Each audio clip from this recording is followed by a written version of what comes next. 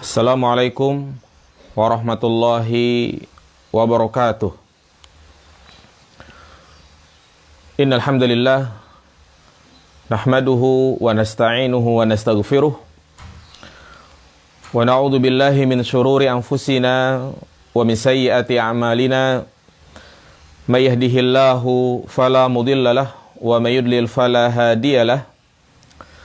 Asyhadu an la ilaha illallah wahdahu la syarikalah wa asyhadu anna Muhammadan abduhu wa rasuluhu la nabiyya ba'dah.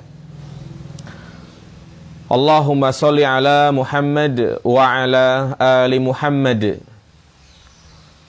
Qala Allah Ta'ala fil Qur'anil Karim, ya ayyuhan nasu taqu rabbakumul ladzi khalaqakum min nafsin wahidah wa khalaqa minha zawjaha wa batha minhuma rijalan katsiran wa nisaa'a taqullaha alladzi tasaaluna bihi wal arham innallaha kana 'alaikum raqiba. Wa qala ta'ala, ya ayyuhalladzina amanu taqullaha haqqa tuqatih wa la tamutunna illa wa antum muslimun. Wa qala an-nabiy sallallahu alaihi wasallam, fa inna asdaqal hadisi kitabullah wa khairal hadi hadi Muhammadin sallallahu alaihi wasallam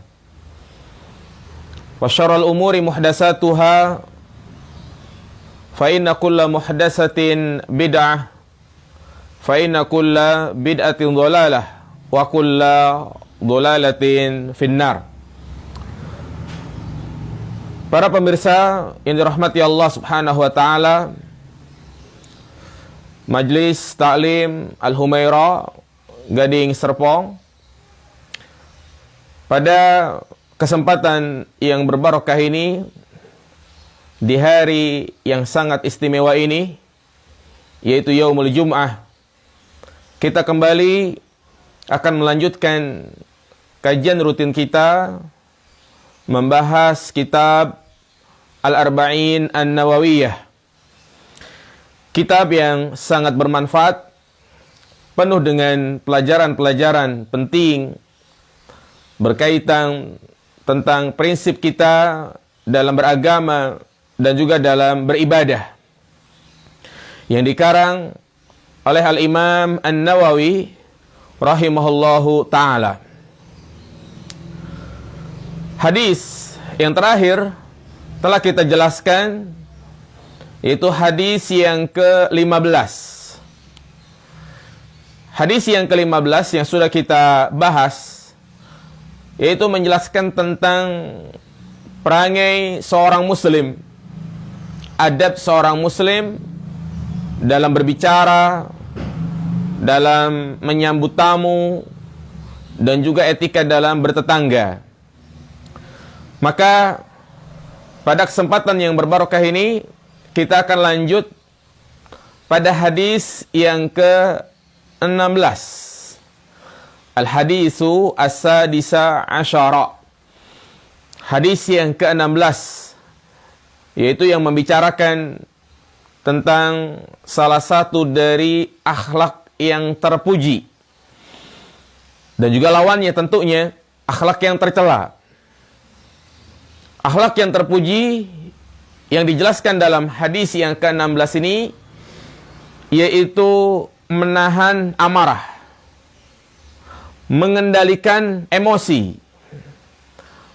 Berarti kebalikannya, akhlak tercela yang harus kita tinggalkan, yaitu melampiaskan amarah, tidak mengkontrol emosi yang ada dalam dirinya. Baik jamaah sekalian, kita baca hadisnya. An Abi Hurairah radhiyallahu anhu qala, dari sahabat Abu Hurairah, semoga Allah meridhoinya, sahabat yang masyhur, yang sering kita mendengarnya, yang memiliki nama asli Abdurrahman bin Sakhar, sahabat yang paling banyak meriwayatkan hadis. Sampai 5.000 hadis lebih beliau riwayatkan. Ia berkata, anna rajulan qala lin nabiy sallallahu alaihi wasallam,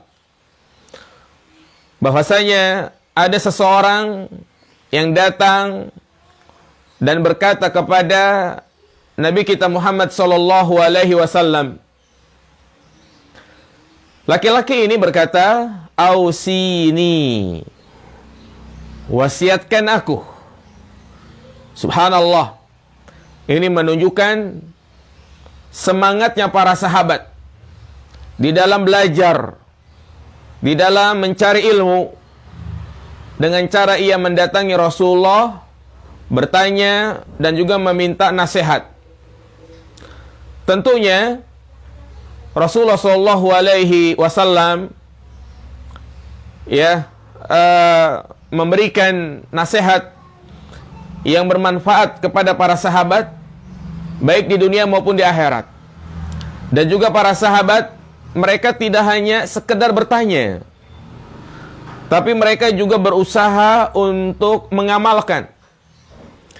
Karena ilmu itu bukan hanya sekedar apa yang kita ketahui, tetapi yang paling penting adalah pengamalan. Berbicara tentang pengetahuan, banyak di zaman sekarang ini. Tinggal kita searching di Google, banyak ilmu-ilmu yang kita dapatkan. Tetapi bukan hanya itu tujuan kita dalam bertanya. Bukan hanya itu tujuan kita dalam menuntut ilmu. Tetapi tujuan kita dalam menuntut ilmu adalah kita bisa mengamalkan apa yang sudah kita ketahui. Dan inilah yang dilakukan oleh para sahabat. Mereka tidak hanya datang kepada Nabi bertanya saja. Tidak hanya mereka meminta nasihat saja. Tetapi mereka juga datang kepada Nabi sekaligus untuk mengamalkan apa yang mereka tanyakan. Ausini, wasiatkan aku. Rasulullah menjawab, la tagdob, jangan marah. Faraddada miraran, dan orang ini pun bertanya lagi, meminta nasihat lagi. Ausini, wasiatkan aku. Berharap Nabi SAW memberikan wasiat yang lain. Tapi Nabi mengatakan, la tagdob, janganlah marah. Ternyata orang ini pun meminta lagi, ausini, wasiatkan aku. Dan Nabi pun sama mengatakan, la tagdob, jangan marah. Subhanallah. Rasulullah SAW hanya memberikan satu nasihat. Satu nasihat yang sangat berharga, yang sangat penting, yaitu menahan amarah. Hadis ini sahih, diriwayatkan oleh Al-Imam Bukhari rahimahullahu ta'ala. Hadis ini jamaah sekalian sangat singkat. Hanya satu kata. Fi'il nahi, larangan, la tagdob. Tapi subhanallah, termasuk mukjizat yang Allah berikan kepada Nabi kita Muhammad sallallahu alaihi wasallam, di mana beliau diberikan kelebihan berupa jawami'ul kalim. Apa yang beliau sampaikan singkat tetapi penuh dengan faedah-faedah. Penuh dengan pelajaran-pelajaran penting. Yang terkadang apa yang beliau sampaikan adalah penjelasan dari apa yang Allah sampaikan di dalam Al-Quran. Maka pada kesempatan yang berbarokah ini, kita akan menggali faedah-faedah dan pelajaran-pelajaran penting dari kalimat la tagdob, jangan kau marah. Jamaah sekalian, secara umum hadis ini menjelaskan kepada kita tentang pentingnya menahan amarah, mengendalikan emosi. Dan menahan amarah itu sendiri merupakan perangai yang baik, perangai yang terpuji, yang merupakan perangainya calon penghuni surga. Ciri-ciri penghuni surga yang mana mereka hidup di dunia berusaha untuk mengendalikan emosinya, berusaha untuk menahan amarahnya, tidak dia lampiaskan, walaupun dia mampu untuk melampiaskan. Allah Subhanahu wa taala berfirman dalam surat Asy-Syura ayat 37, itu yang menjelaskan bahwa menahan amarah merupakan sifat orang-orang yang beriman, sifat calon penghuni surga. Allah katakan, walladzina yajtanibuna kaba'iral ismi wal fawahisha wa idza ghadibu hum yaghfirun. Mereka adalah orang-orang yang menjauhkan dosa-dosa besar, yang menjauhi dosa-dosa besar, meninggalkan perbuatan-perbuatan keji, dan apabila mereka marah, mereka memaafkan. Mereka meredam amarah tersebut. Dan juga ini merupakan perangainya orang-orang yang bertakwa. Ciri orang yang bertakwa adalah yang menghiasi dirinya dengan lemah lembut, senyum, ketawaduan, tidak mudah marah. Sebagaimana Allah sebutkan dalam surat Ali Imran ayat 133, Allah berfirman, wasari'u ila maghfiratin min rabbikum wa jannatin arduhas samawati wal ard uiddat lil muttaqin alladzina yunfikuna fis sarra wad dharra wal kadhimina al ghaidha wal 'afina 'anil nas wallahu yuhibbul muhsinin. Dan bersegeralah kalian menuju ampunan Rabb kalian, dan bersegeralah kalian menuju surga yang luasnya seluas langit dan bumi, yang disediakan untuk orang-orang yang bertakwa. Yang bagaimana mereka itu? Yaitu mereka yang menginfakkan hartanya baik dalam keadaan lapang maupun dalam keadaan sempit. Dan mereka yang meredam amarahnya, menahan amarahnya, wal afina 'anin nas, dan orang yang memaafkan manusia. Wallahu yuhibbul muhsinin. Allah Subhanahu wa taala mencintai orang-orang yang berbuat baik. Subhanallah, surat Ali Imran ayat 133 ini menjelaskan kepada kita tentang keutamaan, keistimewaan, kemuliaan orang-orang yang menahan amarahnya, meredam kemarahannya. Yang mana Allah sebutkan langsung 3 keutamaan. Apa yang pertama? Wa jannatin arduhas samawati wal ard. Dia akan mendapatkan surga. Dia menjadi penghuni surga. Kemudian yang kedua, uiddat lil muttaqin. Berarti menunjukkan bahwa menahan amarah merupakan sifatnya orang-orang yang bertakwa. Dan yang ketiga, wallahu yuhibbul muhsinin. Allah mencintai orang-orang yang berbuat baik. Berarti menunjukkan menahan amarah termasuk muhsin, orang-orang yang berbuat baik. Sedangkan al-ihsan merupakan derajat yang paling tinggi dalam agama Islam. Sebagaimana yang Rasul sebutkan dalam hadis Jibril, Islam, iman, dan tingkatan yang paling tinggi adalah al-ihsan. Subhanallah. Bahkan dalam ayat ini Allah Subhanahu wa taala tidak hanya menyebutkan tentang keutamaan orang yang meredam amarah, tapi ada 3 sifat yang mereka menjadi penghuni surga. 3 sifat yang menjadi perangainya orang-orang yang bertakwa. 3 sifat yang orang itu dikatakan muhsin, Ya, alladzina yunfikuna fis sarra wad dharra, yaitu mereka yang menginfakkan hartanya baik ketika dia dalam keadaan lapang maupun dalam keadaan sempit. Walaupun dia sedekahnya sedikit dalam keadaan sempit, maka dia akan mendapatkan keutamaan tersebut. Kemudian yang menahan amarah. Dan yang ketiga, wal afina anin nas, mereka yang memaafkan manusia. Meminta maaf lebih mudah, tapi yang berat terkadang adalah memaafkan manusia. Yang kadang dia bisa melampiaskan kemarahannya tersebut, tetapi dia memaafkan. Jadi ayat ini ya menjelaskan kepada kita tentang keutamaan menahan amarah, sehingga dapat kita ambil pelajaran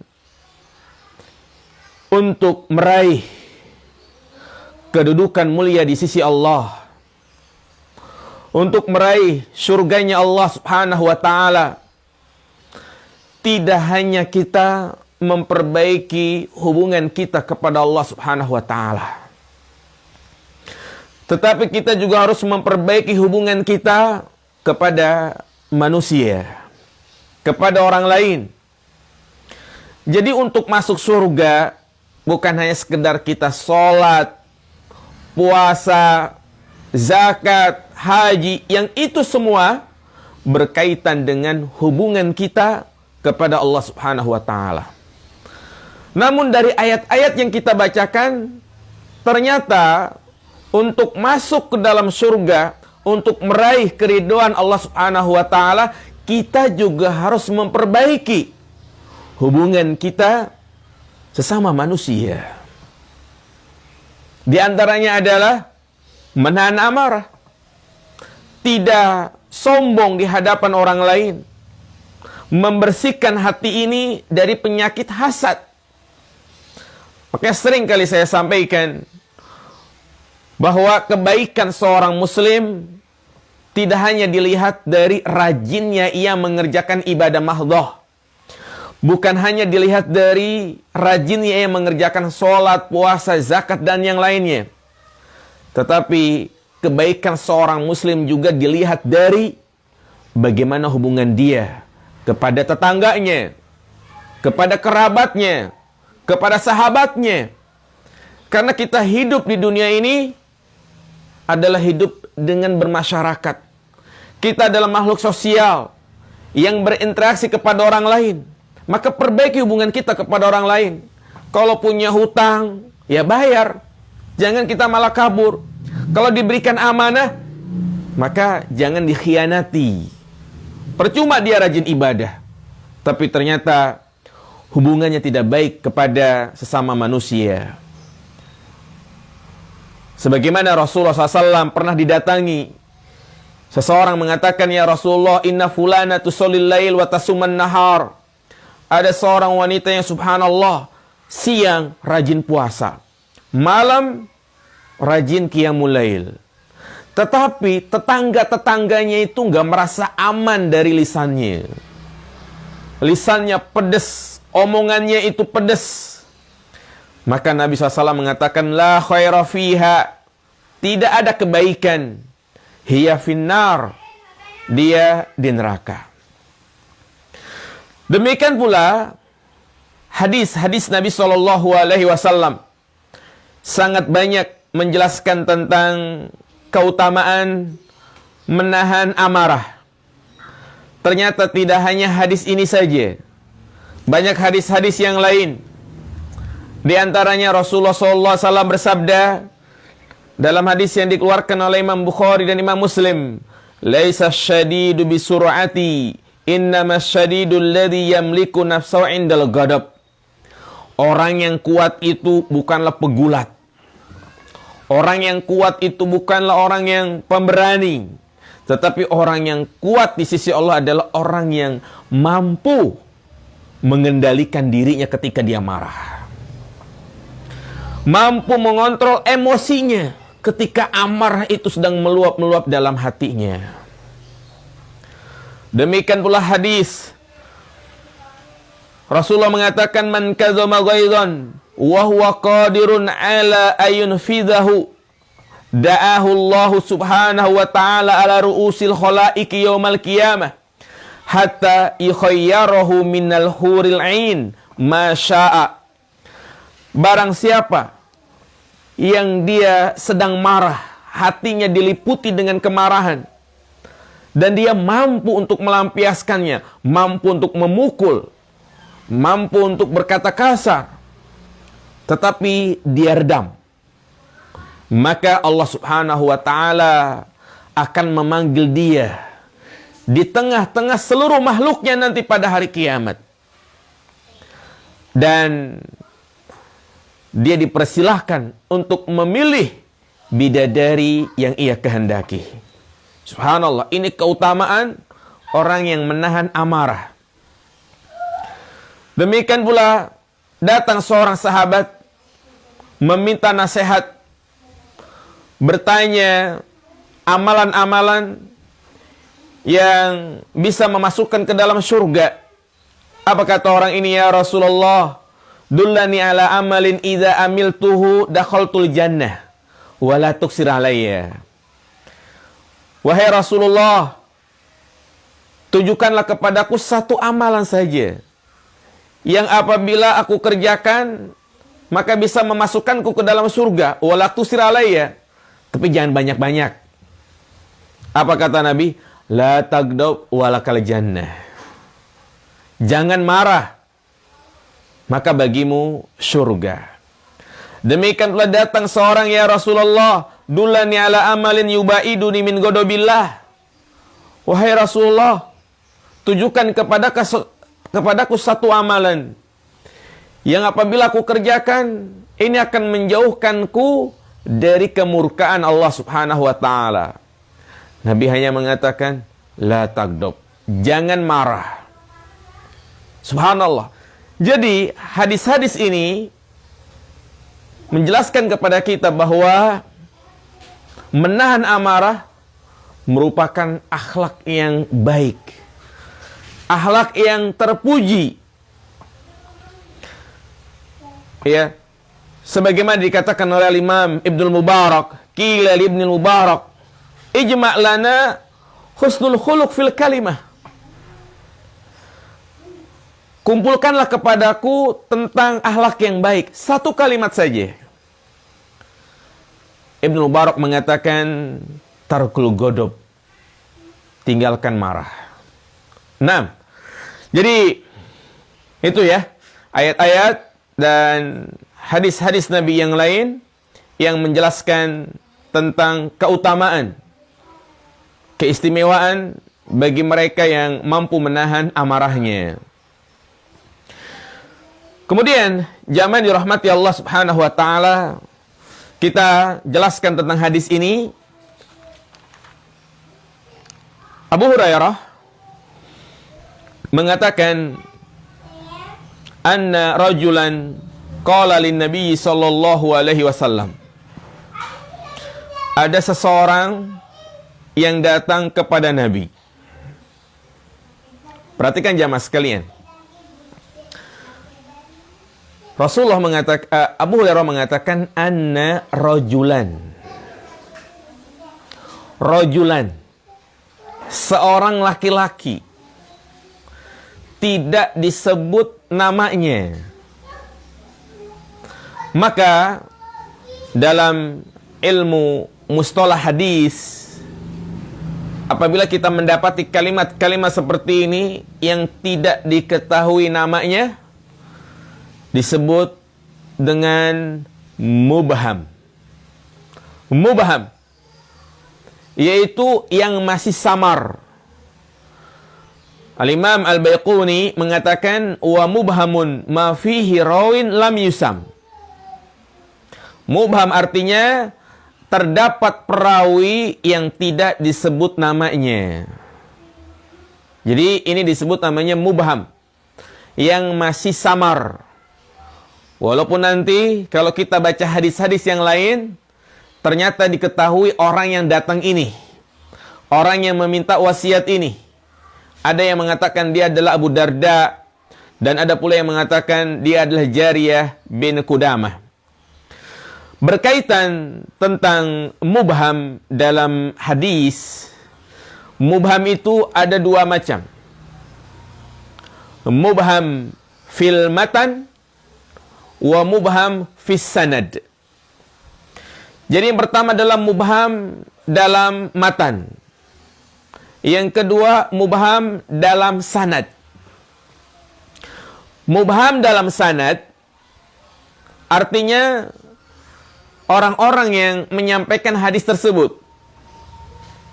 Kalau kita baca hadis misalnya, kadang dikatakan haddasana fulan, haddasana fulan, haddasana fulan, akhbarana fulan, sampai kepada Nabi SAW. Maka itu disebut namanya sanad. Nah, apabila dikatakan haddasana rojulun, berarti ini kan tidak jelas. Maka menyebabkan hadis tersebut adalah hadis yang dhaif. Kenapa? Karena tidak diketahui status orangnya. Ya, diketahui orangnya saja kalau dia adalah pendusta maka tertolak. Lalu bagaimana kalau ternyata hadis tersebut tidak diketahui perawinya? Tidak dikenal sanadnya. Maka ini bisa menyebabkan hadis tersebut adalah hadis yang lemah. Namun yang kedua, kalau mubham ini terdapat dalam matan hadis. Seperti ini misalnya, anna rajulan qala. Jadi tentang dia yang sedang dikisahkan, maka ini tidak mempengaruhi keabsahan hadis. Kemudian jamaah sekalian, kenapa tidak disebut namanya? Dan bukan hanya hadis ini saja, banyak. Ja'a a'rabiyun ilan nabi, datang orang Arab kepada Nabi, tidak disebut namanya. Kenapa ini bisa terjadi? Ada istilah mubham. Maka para ulama menyebutkan di antara sebabnya karena mungkin orang yang datang kepada Nabi tersebut tidak diketahui. Orang asing. Atau juga orang Baduy yang datang dari kampung pelosok yang sahabat-sahabat yang lain tidak mengenalnya. Atau yang kedua, untuk menutupi aib. Seperti misal dalam hadis ini, tidak disebut namanya untuk menutupi aibnya. Barangkali orang yang datang kepada Nabi tersebut, yang meminta nasihat kepada Nabi ini, punya sifat suka marah. Darah tinggi, pemarah. Ya. Nah, sehingga tidak disebut namanya. Khawatir menyebarkan aibnya. Nah, atau alasan yang ketiga, kemungkinan tahu, Abu Hurairah tahu, tetapi sengaja tidak disebutkan karena tidak ada pengaruhnya dalam hukum. Di dalam hadis ini kita menyebutkan tentang hukum marah, bukan menjelaskan tentang orang yang datang tersebut. Iya.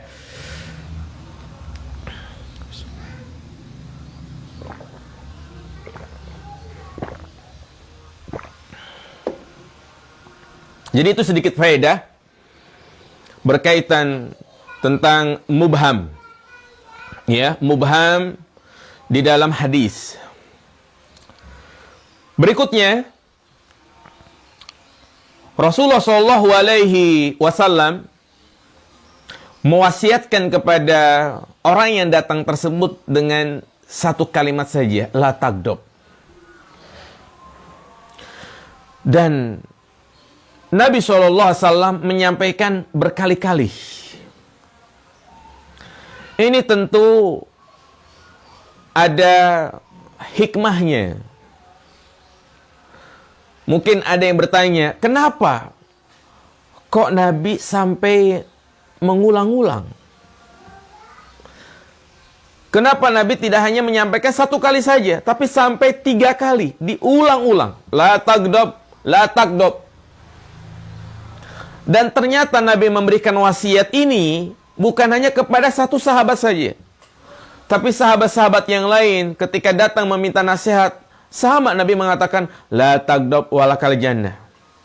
Subhanallah.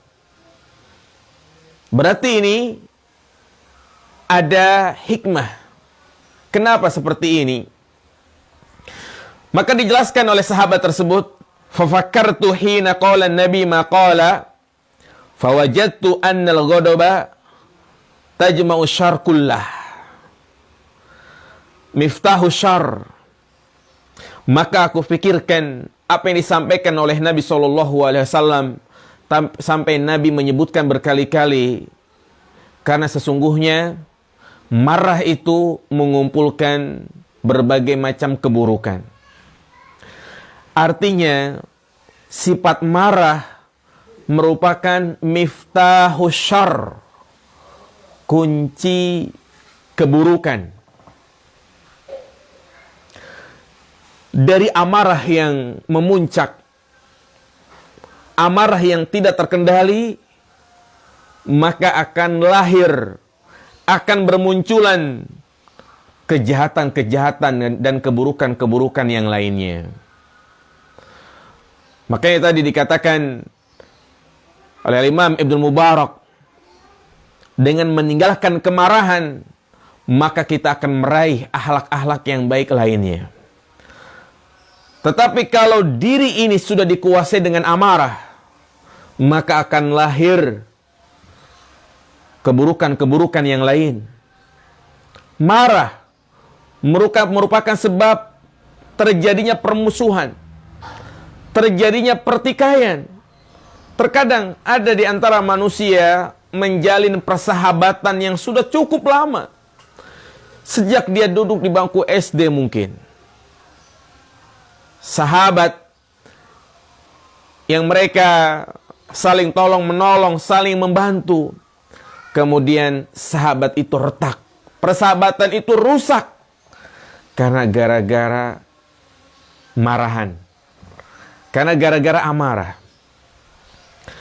Demikian pula terkadang ada rumah tangga yang telah dibangun bertahun-tahun, banyak menghasilkan segala hal, udah punya anak banyak, bisa bangun rumah, bisa beli ini, bisa beli itu, rusak, hancur karena amarah. Karena sedang dia marah, akhirnya dia lampiaskan dengan perceraian. Dan memang itulah kebanyakan cerai itu terjadi ketika seorang itu sedang marah. Jamaah sekalian, ya jarang orang itu menceraikan istrinya dalam keadaan senang, nggak ada. Hampir semua, dan ya memang itu.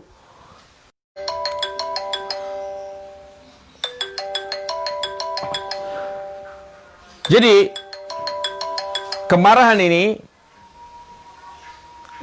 kemarahan ini merupakan pokok dari keburukan-keburukan. Sehingga kalau ada yang bertanya, apa hukum menceraikan istri dalam keadaan marah?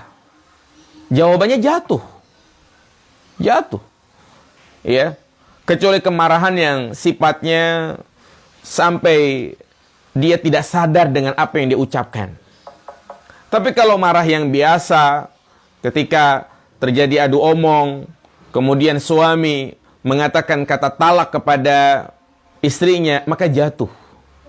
Sehingga kata talak ini tidak bisa main-main. Kalimat yang apabila diucapkan, baik dalam keadaan bercanda maupun serius, itu jatuh. Dan juga terkadang karena amarah, terjadi pemukulan, terjadi pembunuhan, terjadi persengketaan. Karena amarah, kita lihat bisa mengeluarkan kata-kata kotor. Terkadang misalnya di jalan raya, ada orang yang nyebrang sembarangan, maka seorang muslim dia mengucapkan astagfirullah.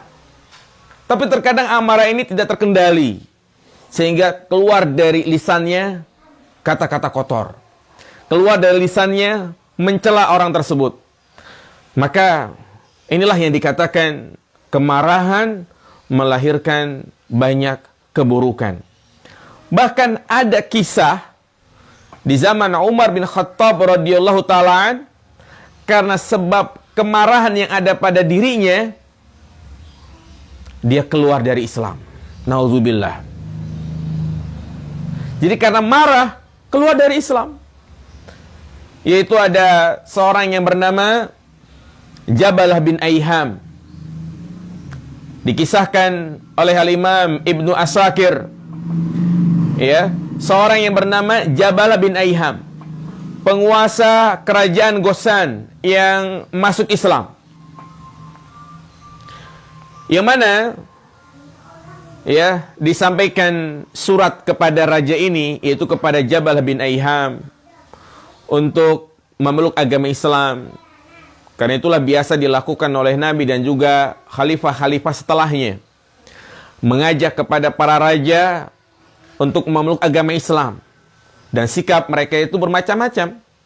Ada yang menolak, ada yang menerima, ada yang ragu-ragu, bahkan ada yang sampai membakar suratnya. Jabalah bin Aiham adalah di antara raja yang dia menerima dakwah Islam. Setelah dia masuk Islam, maka ada keinginan untuk melaksanakan ibadah haji. Datanglah Jabalah dan pengikut-pengikutnya, pasukan-pasukannya ke kota Mekah untuk melaksanakan ibadah haji. Sesampainya di Mekah, penduduk Mekah sangat terkagum-kagum, takjub, karena Jabalah dan pengikut-pengikutnya datang dengan memakai pakaian yang sangat indah, mahkota, perhiasan-perhiasan, ya. Ya, karena memang dia adalah seorang raja. Maka dipersilahkan masuk oleh Umar, ya, untuk melaksanakan ibadah haji. Tinggallah Jabalah di Mekah beberapa hari. Nah, ada kejadian yang ini membuat dia murtad. Yaitu ketika dia tawaf, ternyata ada seseorang yang tidak sengaja menginjak jubahnya Jabalah. Jadi diinjak, nggak sengaja. Maka terjadilah adu mulut, di mana Jabalah menyalahkan orang ini. Hingga akhirnya Jabalah memukul mukanya dan hidungnya pun luka. Orang ini nggak terima.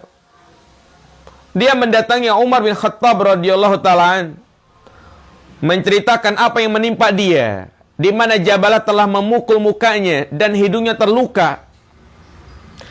Maka Umar bin Khattab radhiyallahu ta'ala memanggil Jabalah sebagai seorang khalifah, sebagai seorang pemimpin.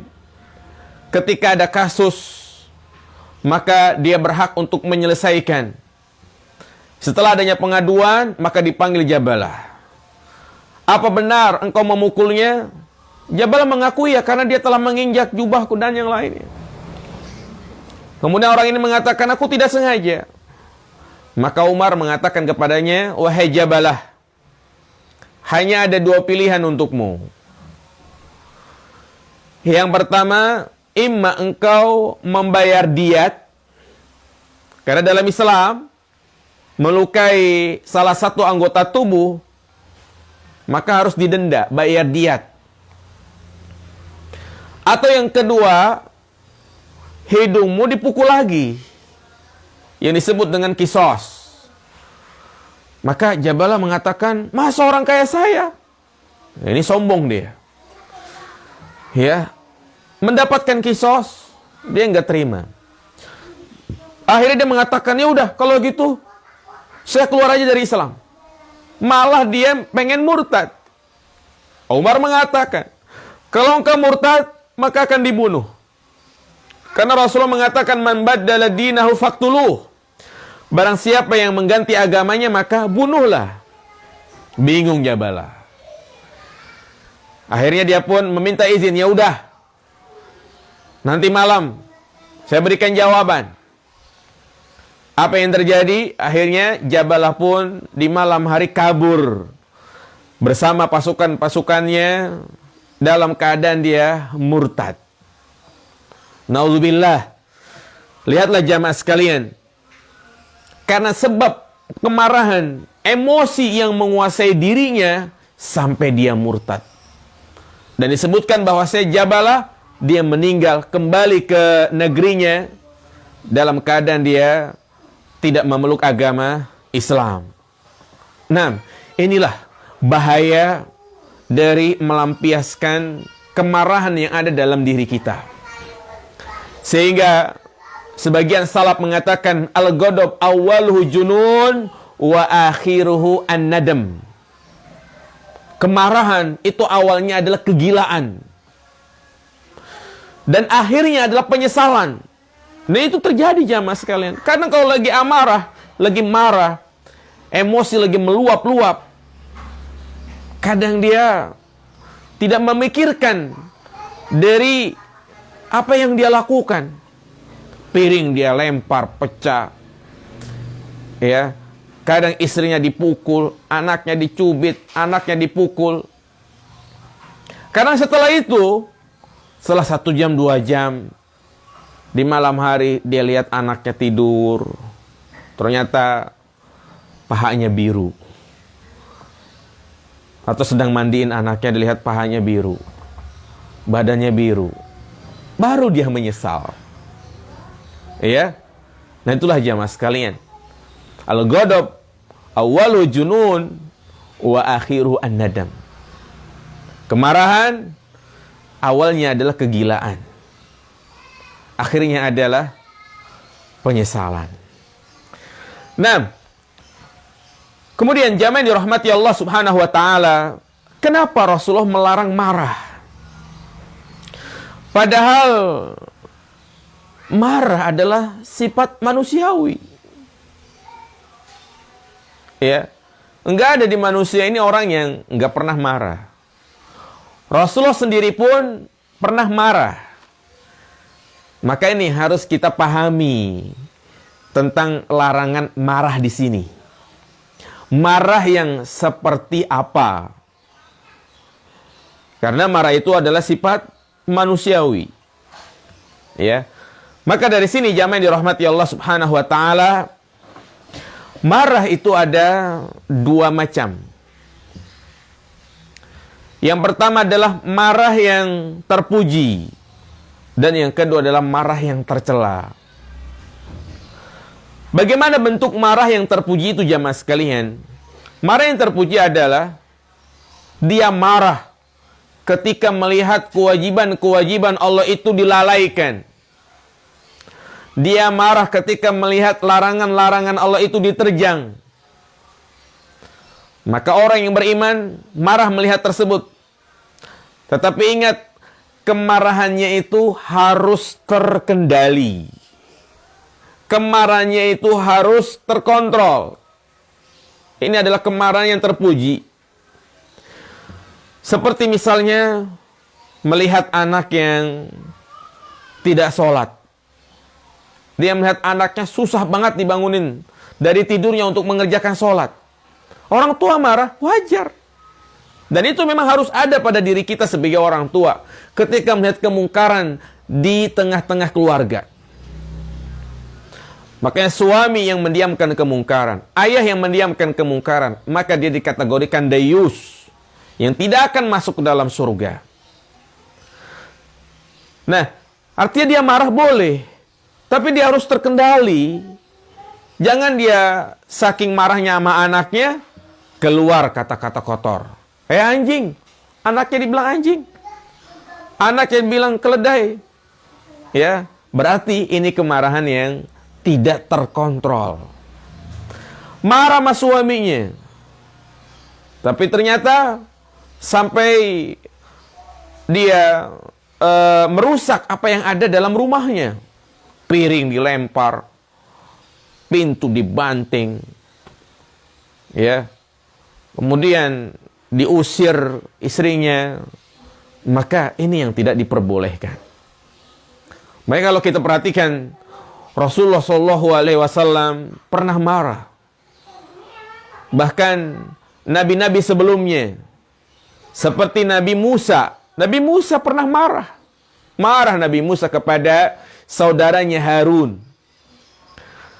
Di mana ketika Harun pulang dari memenuhi panggilan Allah, dia melihat kaumnya itu menyembah patung sapi.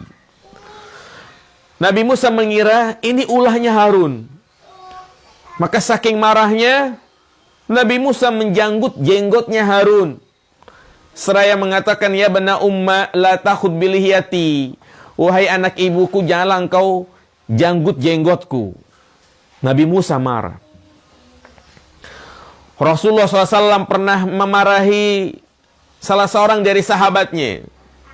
Marah kepada Mu'ad bin Jabal. Di mana pernah terjadi Mu'ad bin Jabal mengimami sholat dengan membaca surat yang sangat panjang, ayat yang panjang. Yaitu mengimami sholat Isya. Dia membaca surat Al-Baqarah. Bukan akhirnya, bukan awalnya saja, tapi dari awal sampai akhir. Bayangkan, sholat Isya membaca surat Al-Baqarah dari awal sampai akhir. Sehingga ada di antara makmum yang lebih memisahkan jamaah. Dia sholat sendirian.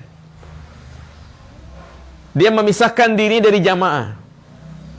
Maka selesai sholat, dilaporkan oleh jamaah yang lain bahwa si fulan sholatnya, si fulan, dia membatalkan sholatnya. Sehingga Mu'ad pun marah kepada orang ini. Maka orang ini gak terima, tersinggung dia dengan apa yang dikatakan oleh Mu'ad. Lapor kepada Nabi SAW. Ya Rasulullah, Mu'ad mengimami sholat Isya sangat panjang. Maka Rasulullah pun marah, memanggil Mu'ad. Seraya mengatakan, afatanun ya Mu'ad, apakah engkau membuat fitnah wahai Mu'ad? Falaula sholaita bisabbi isma rabbikal a'la wasyamsi waduhaha wal qamari idza talaha. Kenapa engkau sholat tidak membaca sabih saja, membaca surat wasyamsi waduhaha? Karena orang di belakangmu itu mungkin ada yang sudah tua, yang memiliki hajat, yang menahan buang air kecil, buang air besar, yang mungkin ada yang mau berangkat kerja. Maka ini juga fikih seorang imam. Ketika dia mengimami kaumnya, dia harus melihat kondisi makmumnya. Siapa yang dia pimpin?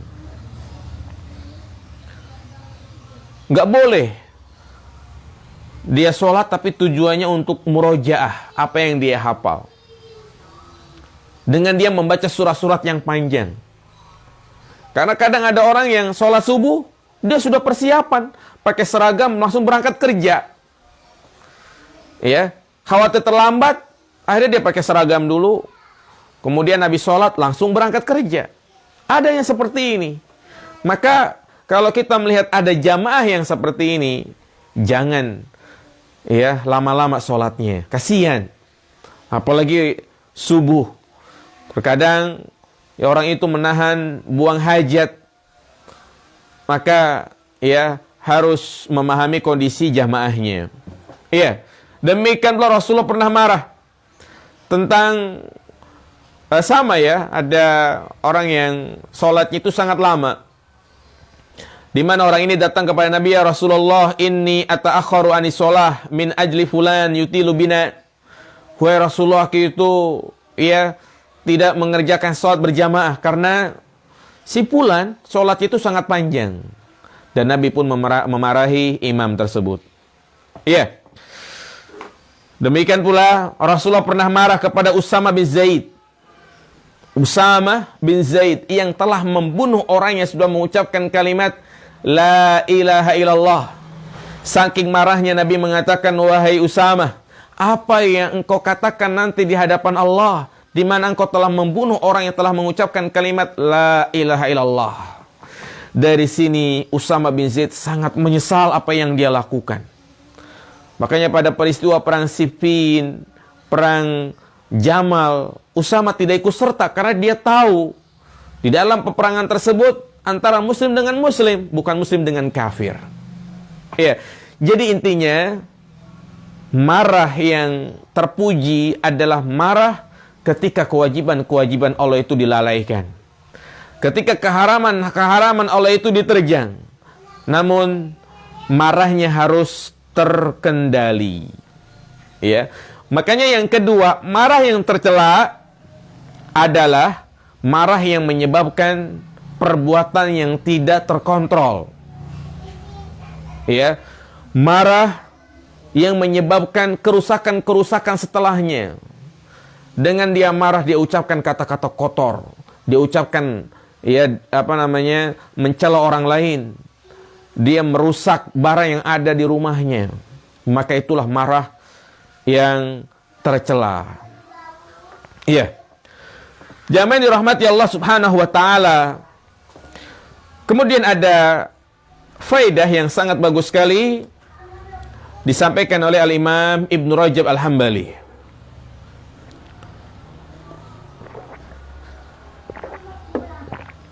Dalam kitabnya Jamil Ulum wal Hikam. Iya.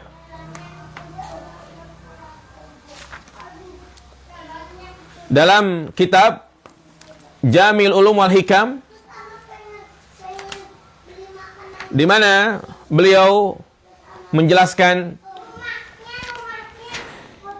tentang makna la tagdob. Janganlah engkau marah. Beliau menjelaskan bahwa sabda Nabi la tagdob ini mengandung dua hal, mengandung dua makna. Ahaduhuma ay yakuna muraduhu al-amru bil asbabil lati tujibu husnal khuluq minal karam was-sakha wal hilmi wal haya wat tawadu. Makna yang pertama, di mana ketika Nabi mengatakan la tagdob, yaitu di mana hendaklah engkau berhias dengan akhlak-akhlak yang mulia. Berhias dengan akhlak-akhlak yang itu berlawanan dari kemarahan. Mencegah dari tumbuhnya kemarahan. Itu maksudnya yang pertama. Yaitu sekali lagi ketika Nabi mengatakan la tagdob, artinya hendaklah engkau berhias dengan akhlak-akhlak yang mulia yang mencegah dari kemarahan. Nah, apa contohnya sifat-sifat terpuji, akhlak mulia, yaitu bisa mencegah dari kemarahan? Beliau menyebutkan di antaranya al-karam, was-sakha, yaitu dermawan. Kata orang Sunda, bager, baik, suka memberi. Itu perangai yang bisa meredam kemarahan. Kenapa? Karena kebalikan dari sifat dermawan ini, bakhil, pelit, itu akan menumbuhkan kemarahan. Dan orang yang pelit, jamaah sekalian, itu biasanya pemarah dia. Suka marah-marah. Hatinya sempit. Berbeda orang yang dermawan. Hatinya itu diluaskan. Karena memang dia suka memberi. Kebahagiaan baginya itu bukan harta yang terkumpul pada dirinya. Tapi kebahagiaan bagi dia ketika dia mampu memberikan manfaat kepada orang lain. Subhanallah. Jadi itulah orang yang dermawan. Kebahagiaan itu bukan menumpuk harta. Bukan dia punya ini, punya itu, punya mobil, punya berbagai macam apa yang menjadi hobinya. Dia beli dengan harga yang mahal. Bukan itu. Tapi kebahagiaan ketika dia punya uang sekian, dia berikan kepada orang tuanya, dia berikan kepada adiknya, dia berikan kepada bapaknya, dia berikan kepada temannya. Nah itu, jadi orang yang dermawan itu biasanya ya dia tidak marah. Beda dengan orang sempit, beda dengan orang yang bakhil pelit, suka marah-marah. Ya, ketika dia mendengar istrinya memecahkan piring, marah. Padahal piring harganya nggak seberapa. Ketika ada barang yang dirusak, langsung marah. Ya, nah itulah kebiasaan orang yang pelit seperti itu. Nah, makanya ya, Al-Hafidz Ibnu Rajab mengatakan, agar engkau tidak marah, hiasilah dirimu dengan sifat al-karam. Al-karam was-sakha, yaitu sifat dermawan. Yang kedua, wat-tawadu. Tawadu, rendah hati, tidak sombong. Karena orang yang sombong akan mudah marah. Nah, mereka yang diberikan kelebihan berupa jabatan, menjadi manajer, menjadi atasan, kadang dia sombong sehingga bermudah-mudah melampiaskan amarahnya kepada bawahannya. Ya, dia caci maki pegawainya, dia omelin pegawainya dengan kalimat-kalimat yang kotor. Kenapa? Karena sombong, merasa punya jabatan, merasa menjadi atasan. Maka untuk mencegah munculnya kemarahan itu, hilangkan jauh-jauh sifat sombong. Hiasi dengan tawadu. Ketika dia tidak menyukai apa yang terjadi, apa yang dilakukan oleh bawahannya, kalau memang hati ini sedang diliputi marah, lebih baik ditinggalkan dulu.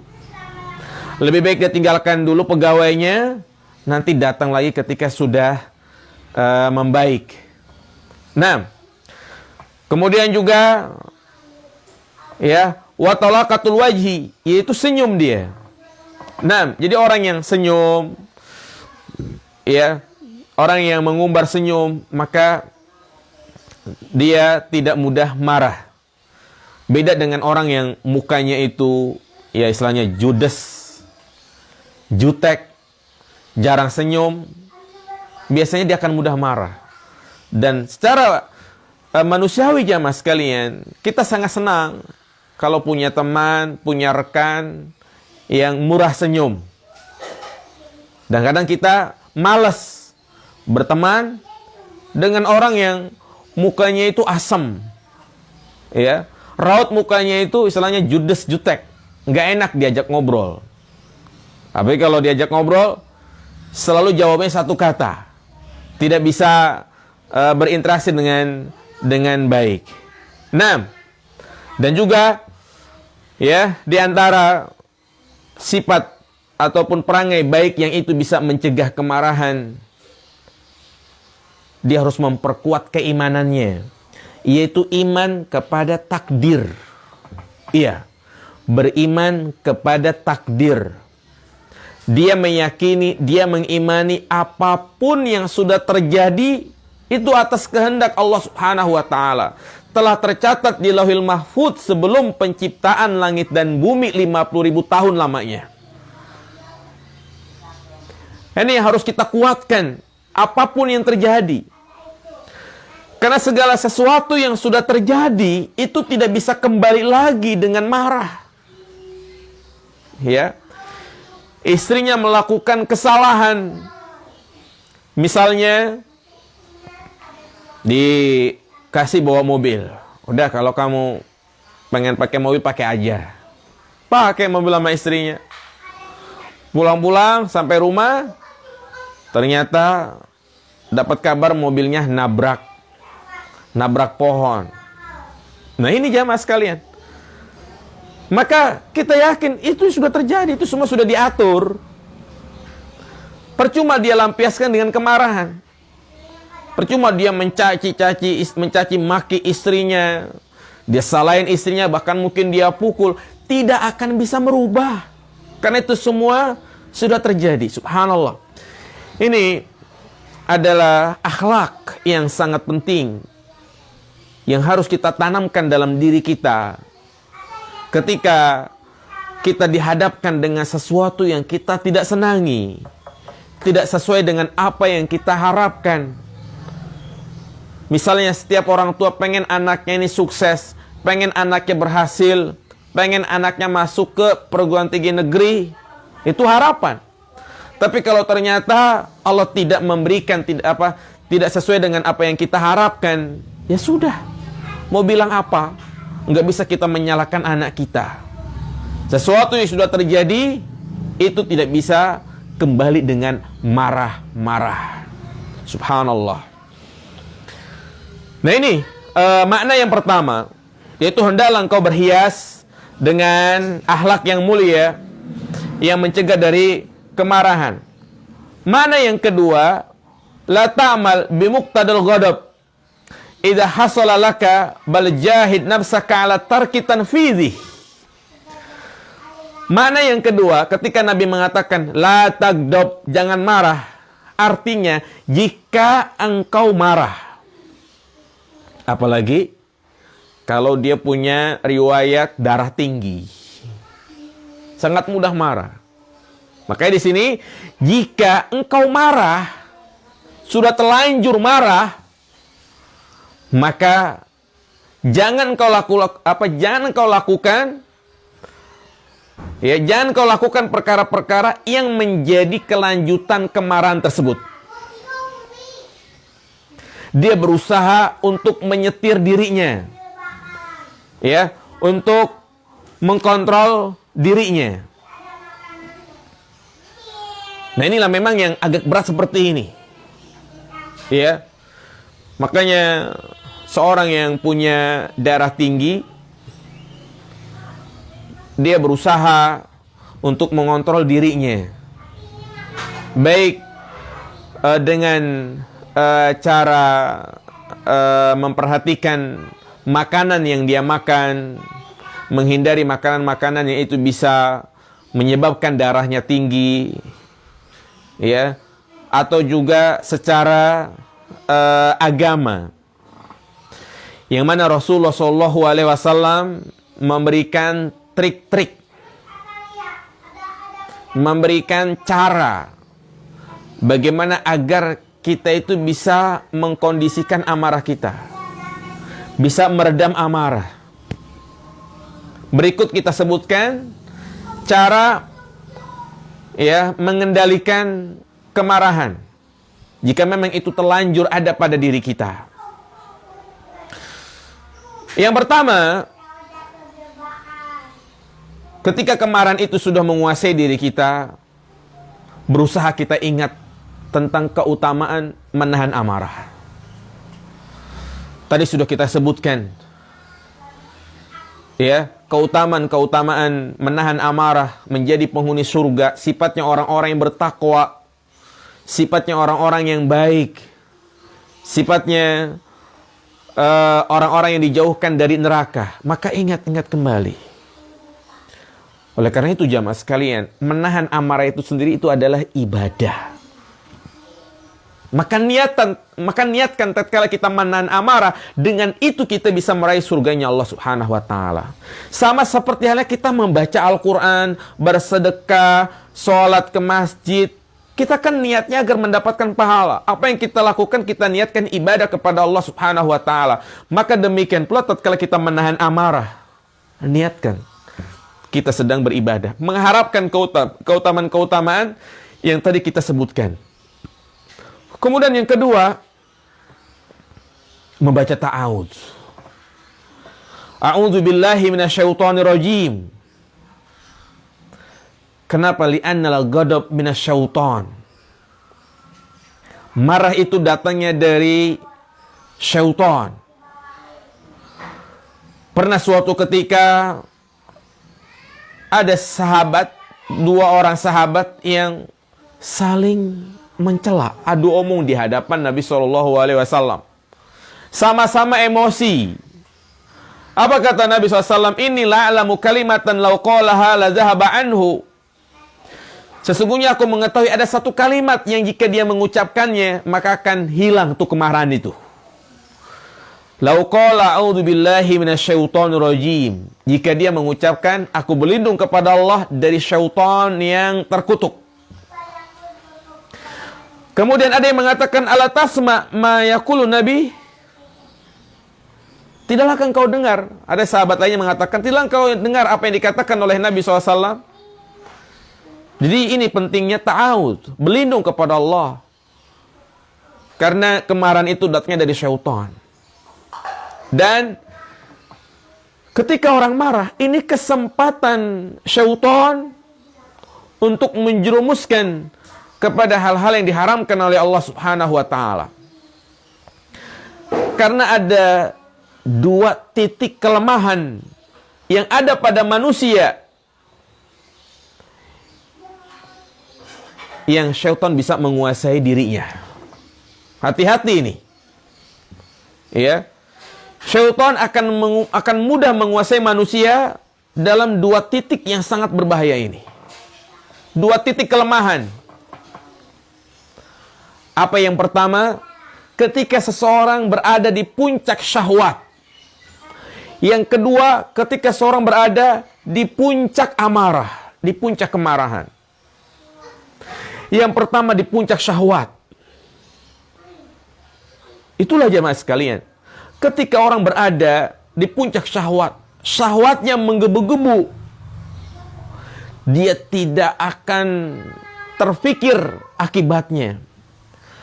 Dia tidak menghiraukan apakah wajib, apakah haram, apakah mendatangkan kemurkaan Allah atau tidak. Lihat mereka yang terjerumus ke dalam perzinahan.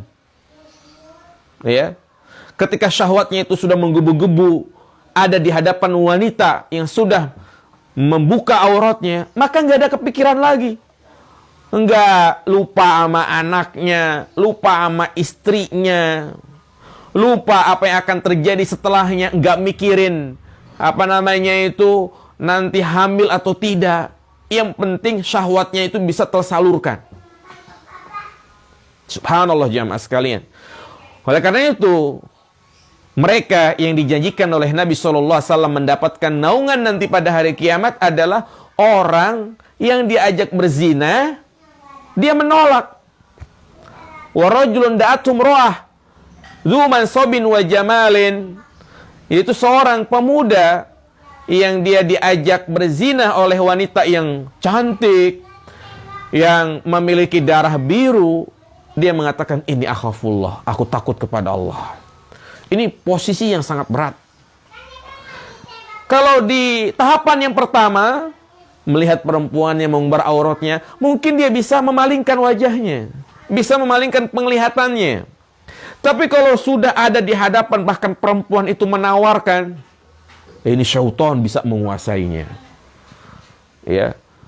Makanya Allah Subhanahu wa taala tidak hanya mengharamkan zina, tapi mengharamkan perbuatan-perbuatan yang itu bisa mendekati zina. Wala taqrabuz zina.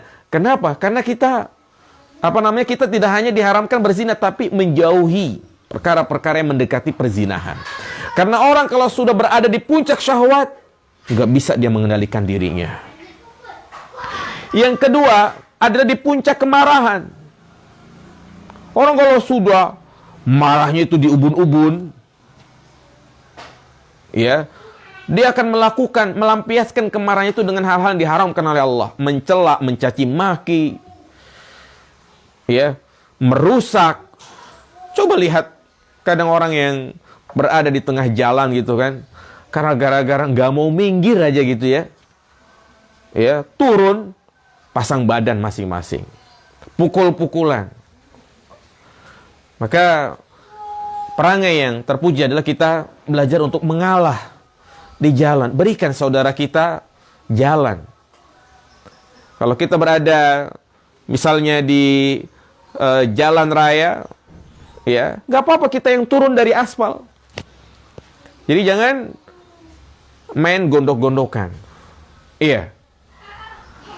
Nah, kemudian juga di antara trik agar kita tidak marah adalah merubah posisi.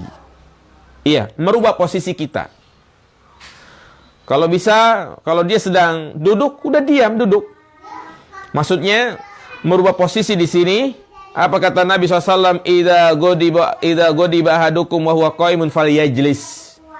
Fa in dhahaba anhu al-ghadab wa ila falyattaji'. Apabila salah seorang di antara kalian sedang marah, maka apabila kalian sedang marah dalam keadaan berdiri, maka duduk. Kenapa jamaah sekalian Nabi suruh duduk? Karena kalau sudah berdiri, dia akan mudah melampiaskan. Dia akan mukul, udah siap menjaga-jaga, atau diambil benda-benda yang lain. Tapi kalau dia duduk, dia berusaha untuk meredam. Kalau masih saja ada faliyat toji, maka tidurlah. Rebahan. Seperti yang dilakukan oleh Ali bin Abi Thalib ketika marah kepada istrinya Fatimah, lagi marah-marahan. Ali lebih milih keluar. Menuju masjid, ngapain? Tiduran. Demikian pula kalau misalnya di rumah, kadang pulang kerja, pikiran udah mumet, banyak tanggungan yang harus diselesaikan. Sampai di rumah, anak-anak berisik, anak-anak pada rewel. Maka lebih baik udah, jangan pulang dulu. Kemana dulu, kayak mampir, ngopi dulu, nenangin diri. Ya, pulang ke rumah, dalam kondisi diri kita sudah fresh, sudah seger lagi. Tapi kalau pulang dari kantor capek, macet, udah gitu di jalan papasan mobil, stres di jalan, sampai di rumah berantakan. Ya, sampai di rumah istri bukan berpenampilan cantik, menyiapkan apa yang dibutuhkan oleh suaminya, tapi malah kadang nanya, dibawa enggak apa yang tadi dipesan, atau mungkin anak-anaknya pada rewel. Nah ini jamaah sekalian, kadang emosi itu memuncak. Ya, oke, dalam rumah tangga harus saling menyempurnakan, harus saling mengimbangi. Seorang istri harus betul-betul mengimbangi keadaan suaminya. Jangan sampai suaminya pulang dalam keadaan capek, tapi yang ditanya adalah ya hal-hal yang memberatkan suaminya. Iya. Kemudian juga yang keempat adalah berwudu. Apa kata Nabi SAW? Innal ghadaba minasyaitan, wa inna syaitana khuliqa minan nar, wa inna ma tudfa'un nar bil ma', fa idza ghadaba ahadukum falyatawadda. Sesungguhnya marah itu dari syaitan, dan syaitan diciptakan dari api, dan api itu bisa padam dengan air. Apabila salah seorang di antara kalian marah, maka berwudulah. Nah, jadi itu beberapa trik agar kita terhindar dari sifat marah. Iya. Jamaah yang dirahmati Allah Subhanahu wa taala, di antara satu faedah lagi dari hadis ini, yaitu bahwasanya ketika Nabi mengatakan la tagdob, jangan kau marah, menunjukkan bahwa akhlak itu bisa berubah dengan usaha. Akhlak itu bisa berubah dengan usaha. Karena ada sebagian orang yang dia pasrah ketika disuruh untuk berakhlak dengan akhlak yang baik, dia malah mengatakan, saya mah udah dari sononya begini. Ya, jadi karakter itu bisa berubah jemaah sekalian. Disebutkan innamal hilmu bitahallum wal ilmu bita'allum. Kelembutan itu bisa diwujudkan dengan membiasakan, dan ilmu itu bisa didapat dengan belajar. Jadi kita jangan istilahnya menyerah dengan karakter dasar kita, ya, berusaha untuk merubahnya. Nah jamaah sekalian, saya kira itu wasiat yang sangat agung sekali disampaikan oleh Nabi Shallallahu Alaihi Wasallam,